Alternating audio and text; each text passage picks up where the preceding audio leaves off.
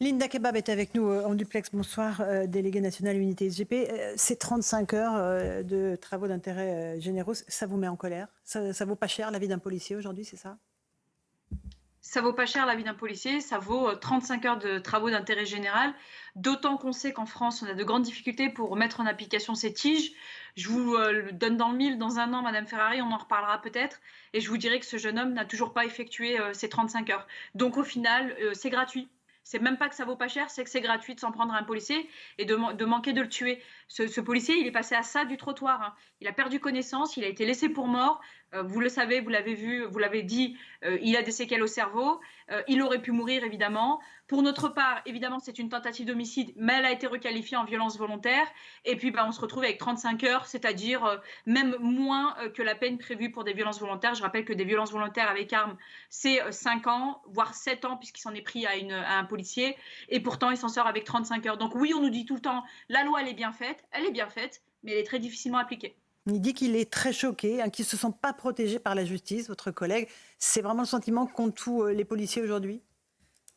Et on entend régulièrement des collectifs qui crient pas de justice, pas de paix. En l'occurrence, là, on a les policiers chargés de la paix, les gardiens de la paix sur le terrain au quotidien qui exposent leur vie, qui prennent des risques. Et le jour où ils sont attaqués parce qu'ils sont policiers et qui prennent des risques pour la population, eux, ils n'ont pas de justice. Ils n'ont clairement pas de justice parce que 35 heures, j'ai envie de vous dire, c'est une injure.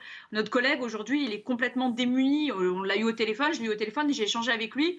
Et il nous dit, moi, j'ai des pertes de mémoire, j'ai des conséquences que je vais garder toute ma vie. J'ai manqué de mourir, je suis traumatisée, j'ai été blessée. Et aujourd'hui, je vaux 35 heures de travaux d'intérêt général qui ne vont jamais être effectués. Donc oui, c'est dramatique, avec ce sentiment profond de ne pas être protégé par la justice, pourtant que nous servons. Et dans le même temps, le policier qui est l'auteur du coup de feu mortel contre le jeune Naël est resté 4 mois et demi en détention. Il a été libéré il y a quelques jours. Là-dessus, vous avez l'impression qu'il y a un deux poids deux mesures? Il y a absolument un deux poids deux mesures. On a un policier dont on a répété que, il rapportait toutes les garanties de représentation, qu'il n'y avait pas de risque, en tout cas factuellement, il n'y avait pas d'éléments au juge qui lui permettait de penser qu'il pourrait se concerter avec son collègue, qui certainement n'allait pas continuer à exercer l'infraction pour laquelle il est poursuivi. Parce que là, je suis en train de vous citer les listes qui sont prévues dans le Code de procédure pénale, les éléments dans le Code de procédure pénale qui permettent d'estimer qu'une détention provisoire est nécessaire. Pour nous, il répondait à aucun des critères sauf un, le risque de trouble à l'ordre public. Et Madame Ferrari, le risque de trouble à l'ordre public, pardon, ça veut tout simplement dire on a peur des émeutes. Donc oui, il y a pire qu'un deux poids deux mesures parce qu'on a un collègue qui est parti jusqu'au bout quasiment de la durée des détentions provisoires qui est prévue dans son cas.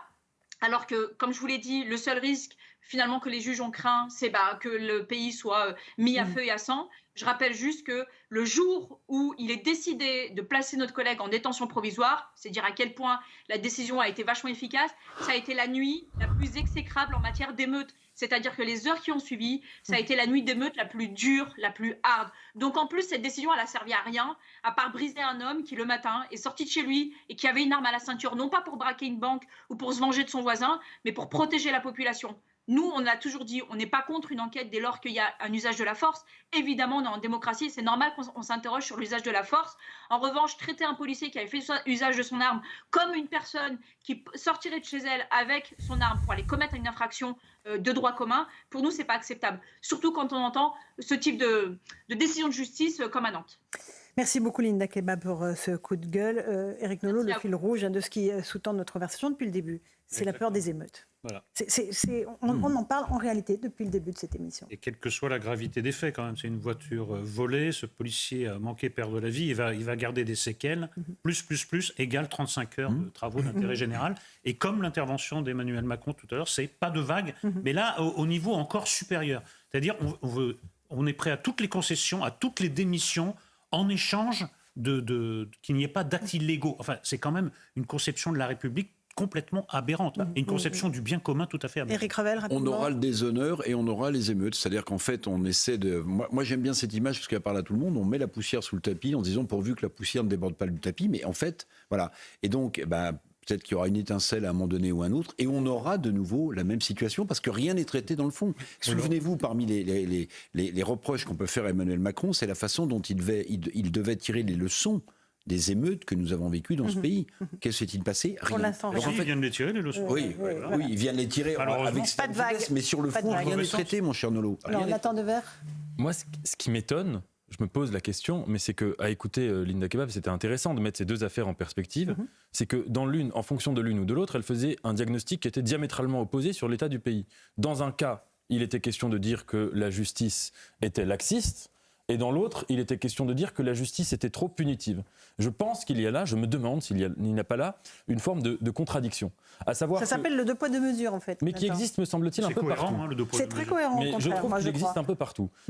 Aussi bien, prenons l'exemple de la détention provisoire pour le policier qui a été mis en cause dans l'affaire Naël. La détention provisoire, il y a beaucoup de gens à gauche qui estiment que c'est un principe qui est très contestable, parce que vous avez dans les prisons énormément de gens qui se retrouvent en prison, qui sont ensuite innocentés, enfin bref. Et ces mêmes personnes, souvent, dans le cas du policier, ils ont estimé que là, par contre, la détention provisoire était légitime. Et inversement, vous avez des gens qui passent leur temps à dire que la justice est trop laxiste et qui appellent à défendre la détention provisoire et à mettre plus de gens en détention provisoire, et qui là estimaient que dans le cas de ce policier, il ne fallait pas l'appliquer. Il me semble qu'il faut être cohérent, que soit on est pour la détention provisoire, soit on est contre, soit on est pour le laxisme de la justice. mais il y en a soit on est beaucoup. contre. On peut pas dire- Alors, Louis Dragnel, Je peux rapidement. vous répondre. Et moi, ce que je vais vous dire, c'est ce qu'a dit le directeur général de la police nationale, donc nommé par Emmanuel Macron. Pour lui, un policier qui utilise son arme dans le cadre de l'exercice de ses fonctions n'a rien à faire en détention provisoire. Et donc, en attendant son jugement, il ne doit pas aller en détention provisoire. Et moi, je pense ça Alors, Linda pour peut une parler. raison très simple. C'est qu'en fait, un civil qui sort son arme dans la rue, c'est pas du tout la même chose qu'un policier dont c'est le métier de se servir d'une arme. Et en plus, on n'a pas encore. Alors- non, mais la justice n'a pas tranché. Vous parlez de la justice n'est pas passée. Elle n'est pas s'agissant du passée, policier. absolument. Et vous vous rendez Linda compte quand Kebab même veut réagir, que Louis. non, mais je termine va lui simplement passer ma la phrase. parole. Je termine ma phrase. Simplement pour éviter des émeutes qui pourtant ont eu lieu, il y a un policier qu'on a privé de sa liberté, on a détruit une famille, on a détruit une carrière pour quelque chose qui n'a servi absolument à rien. Et ça, tout le monde s'en fiche. Alors, Linda Kebab, une réaction. Je réagis en fait au propos de M. Devers, en fait, qui se contredit lui-même, parce que en réalité, les personnes dont il parle, donc il a dit oui, souvent à gauche, on refuse la détention provisoire. Mais ça, c'est de la posture. On refuse la détention provisoire, sauf pour le policier, parce que lui, C'est ce que j'ai on dit. veut qu'il soit condamné et que son bourreau le jette derrière les barreaux, même sans aucune forme de procès. C'est exactement ce que j'ai dit. Hein. Preuve en est, il est sorti de prison. Dans le cadre de la détention provisoire, il est sorti de prison. La procédure continue et pourtant les gens ne sont pas contents. Donc c'est bien qu'on veut juste jeter les policiers derrière les barreaux pour des questions de posture qui ne sont pas assumées. Bon, Non, allez, mais attendez, non, non, je peux juste on va répondre à- J'aimerais bien avancer. juste aborder Là un où on est autre en train point. de s'exprimer juste sur une chose, c'est important, Madame Priorité, Ferrari. Linda. Juste sur une chose, c'est que moi, c'est pas une question de posture, c'est une question de principe. C'est-à-dire qu'on a une justice qui prend deux décisions à l'égard de policiers, une fois victime et une fois mise en cause. La première fois, on dit aux policiers, ce n'est pas grave les violences qui sont exercées sur toi, malgré le fait que tu t'exposes pour la population. Et la deuxième fois, alors que le policier s'expose pour la population, on lui dit qu'il n'a pas le droit à la faute et il est même plus durement jugé que celui qui, tous les jours, ne prend pas de risque pour le reste de la société. Donc je suis désolée, les propos de M. Devers, Je peux juste il se répondre une phrase. contredit lui-même. En fait. Non, ce sera jamais. Alors, merci beaucoup, Linda. On va arrêter le débat. Je sais que vous avez tous beaucoup de choses à dire, mais il est 18h34.